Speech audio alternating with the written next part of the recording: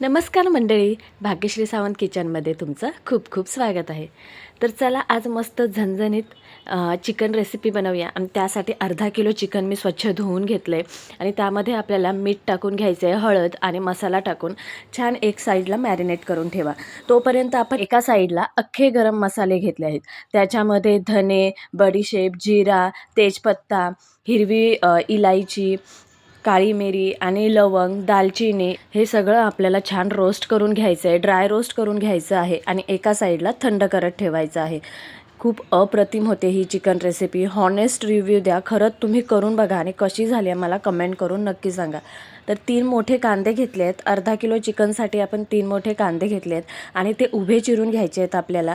आणि कांदे उभे चिरून झाले ना की तेलामध्ये आपल्याला जसे आपण बिर्याणीला तळतो तसे आपल्याला तळून घ्यायचे आहेत आणि एका साईडला थंड करत ठेवायचं आहे. तर ही चिकन रेसिपी केल्यावर आहे ना, तुम्ही एक्स्ट्रा 1 चपाती किंवा 2 चपात्या नक्की खाल, याची गॅरंटी मी देते. त्यानंतर आपण ड्राय रोस्ट केलेला गरम मसाला छान मिक्सरला त्याची पावडर करून घ्यायची आहे आणि हेही आपण चिकनमध्ये टाकून चांगलं मॅरिनेट करून घ्यायचं आहे.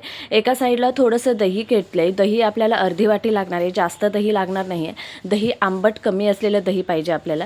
ते दही आपण टाकून छान चिकनला लावून घेतलं आहे आणि त्याच्यामध्ये आपण थोडंसं धना-जिरा पावडर, कसुरी मेथी आणि आलं लसूण पेस्ट आणि मसाला टाकून मॅरिनेट करून घ्या 10-15 मिनटं.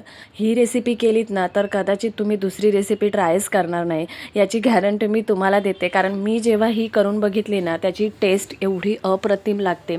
आता फ्राय केलेला जो कांदा आहे तो थंड झाल्यावर आपल्याला मिक्सरला बारीक वाटून घ्यायचा आहे आणि तोही आपल्याला चिकनमध्ये टाकून छान मॅरिनेट करून घ्यायचा आहे.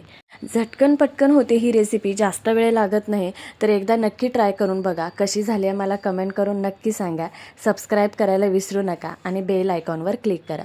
तर आपण गॅसवर पॅन ठेवलं आहे, त्याच्यामध्ये आहे ना आपण 2-3 चमचे तेल टाकून घ्यायचं आहे आणि थोडासा मसाला आपल्याला फोडणीला टाकायचा आहे. मसाला फोडणीला टाकला ना की त्याचा जो कलर आहे ना तो खूप अप्रतिम येतो.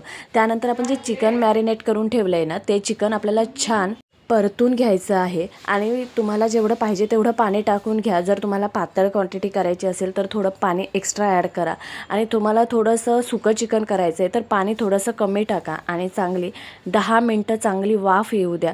चांगली वाफ आली ना की तुमचं चिकन रेडी आहे. चिकन शिजलं की नाही बघायचं आणि हे खायला चिकन रेडी आहे. बघा कसलं अप्रतिम दिसते, त्याचं टेक्स्चर बघा, कलर बघा. लिंबू टाकून मुलांना सर्व करा, तुम्हीही खा, खूप टेस्टी लागतं.